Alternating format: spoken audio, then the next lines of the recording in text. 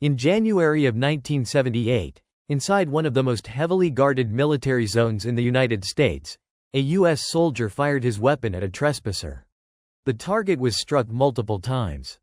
When the body was recovered, it was immediately classified. The remains were removed before sunrise. The official report was sealed.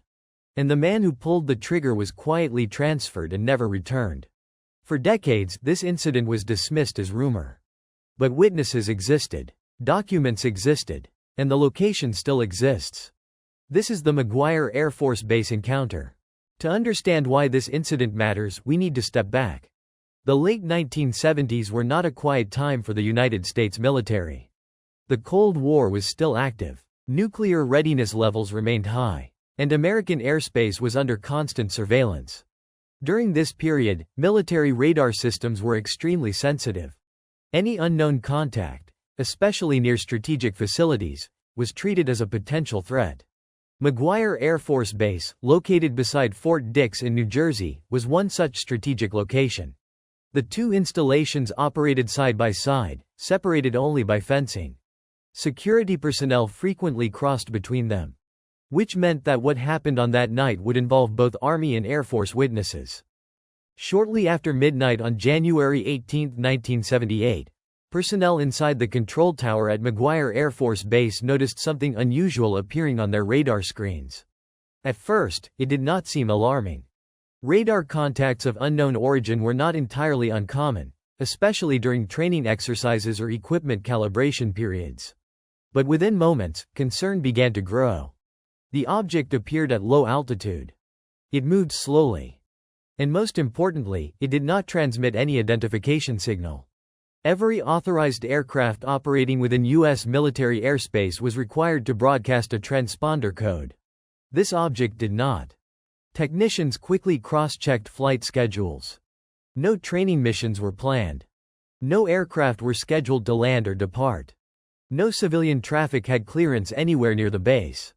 As operators attempted to refine the radar lock, the contact behaved erratically. Then, without warning, it vanished. At the exact same moment the radar contact disappeared, one of the technicians stepped outside onto the control tower's external balcony. Scanning the perimeter with binoculars, he noticed something that should not have been there. A faint glow. Low to the ground. Hovering near the boundary fence separating Maguire Air Force Base from Fort Dix. Before he could focus clearly on the source, the light abruptly shut off. It did not fade. It did not move away. It simply vanished. The timing was impossible to ignore. Radar contact lost. Visual anomaly gone. Both events occurring simultaneously. The control tower personnel reported the incident to Fort Dix security. But the response was muted. No emergency alert was issued. No base-wide lockdown occurred. Instead, the event was treated as a routine anomaly. Perhaps faulty equipment. Perhaps atmospheric interference. After a brief discussion, it was decided that a simple perimeter check would be sufficient. A single military police officer was assigned to investigate. He was not briefed on any extraordinary threat. He was not warned of any unusual encounter. He was simply instructed to patrol the fence line and report back if anything appeared out of place. At that moment, no one inside the control tower realized how serious their report would become. The military policeman began his patrol shortly after receiving the call. Driving slowly along the dark perimeter road, he scanned the fence line with his headlights. The area was quiet. Rural. Surrounded by pine forest. Then he stopped. Just ahead of his vehicle, suspended several feet above the ground, was an object. It was metallic. Cylindrical. Approximately the size of his patrol car. Its surface emitted a muted red glow that pulsed rhythmically. There was no sound. No visible exhaust. No indication of how it was staying airborne. The officer rolled down his window, listening. The night was silent, save for distant wildlife. As he continued to observe the object, movement caught his attention. Footsteps. Fast. Crunching over gravel. Emerging from the darkness was a figure. Small. Humanoid. Running directly toward the hovering craft. The officer immediately assumed he was witnessing an intrusion. possibly a foreign operative attempting to recover advanced technology. He exited his vehicle, drew his sidearm, and fired a warning shot into the air. He shouted for the figure to stop and identify itself. The response was immediate. The object shot straight upward, accelerating vertically at an impossible speed. Within seconds, it disappeared into the night sky. The glow vanished. The craft was gone. The figure froze momentarily, then turned and ran in the opposite direction. The military policeman did not hesitate. The moment the figure turned and began running, he followed. At first, the pursuit felt unreal. The figure was small, yet moved with speed that seemed disproportionate to its size.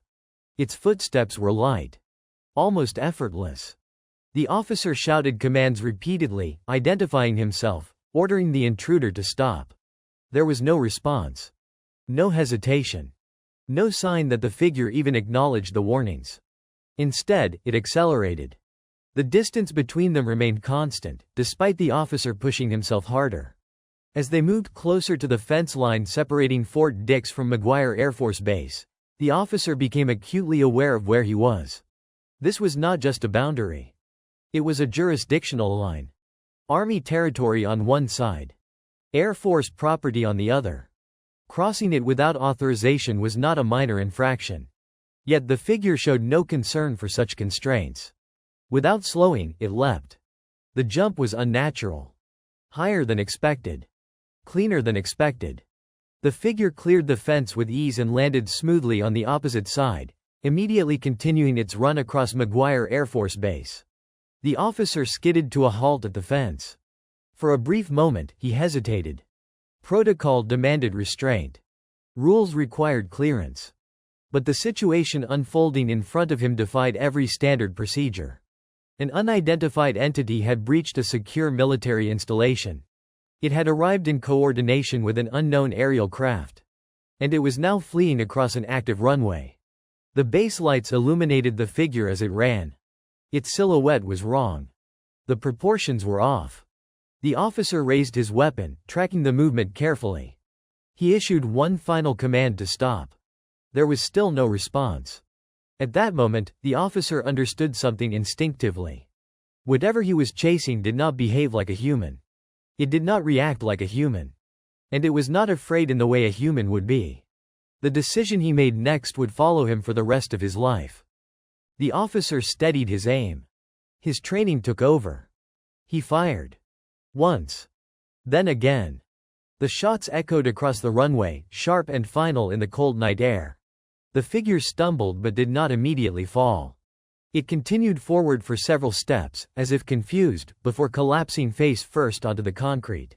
The movement stopped. Silence returned. For a few seconds, the officer stood frozen, weapon still raised, heart racing. What he had just done began to register. This was no longer a pursuit. It was a shooting. And whatever lay motionless ahead of him was now a body. He lowered his weapon and moved cautiously toward the fallen figure, scanning the surroundings. There was no sign of the craft. No lights in the sky. Only the distant hum of the base and the echo of his own footsteps. As he approached, the first thing he noticed was the smell. It was strong. Chemical. Sharp enough to make his eyes water. Later, it would be compared to ammonia. Then he saw the body clearly. It was small. Much smaller than expected. Roughly the size of a child. But the proportions were unmistakably wrong. The head was too large. The limbs too thin. The skin was not skin at all. It appeared leathery, textured, almost reptilian. There was no visible hair. No clothing. Only a seamless, organic surface. The eyes were open. Black. Glossy. Reflecting the base lights without expression. Backup arrived within minutes. Air Force security personnel surrounded the scene. None of them spoke. They simply stared. Each man silently processing the same realization. This was not something they had trained for. Photographs were taken. Radio traffic increased. Then, abruptly, instructions changed. Orders were issued quietly. Access was restricted. The body was not to be moved until further notice. Before dawn, a military transport aircraft touched down on the runway. The remains were loaded aboard under armed escort. The officer who had fired the shots was separated from the others. He was debriefed briefly, then removed from the base. He would never return. And by morning, it was as if nothing had happened. By sunrise, Maguire Air Force Base had returned to normal operations. Runways were active. Personnel reported for duty. No alerts were issued. No incident was acknowledged.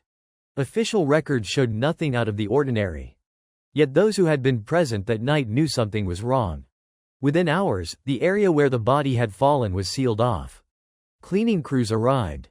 Any physical trace of the incident was removed. Photographs taken at the scene were confiscated.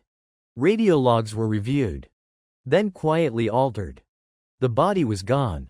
The aircraft that carried it had departed before most of the base had even woken up. Its destination was listed as Wright-Patterson Air Force Base, a facility long associated with classified research, captured enemy technology, and some of the most sensitive investigations in U.S. military history. No explanation was offered. Not to the public. Not to the press. Not even to many of those who had witnessed the event firsthand. The soldier who fired the shots was removed from Maguire almost immediately. He was transferred under sealed orders. No follow-up assignment was ever made public. No interviews were given. No statement was released.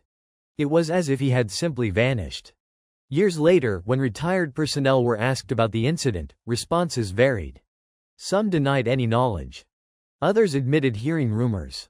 A few quietly confirmed that something extraordinary had occurred. But all agreed on one thing. They had been told never to speak about it again. The United States Air Force has never officially acknowledged the Maguire incident. They have never confirmed it. But they have never denied it either. And that silence is what keeps the story alive.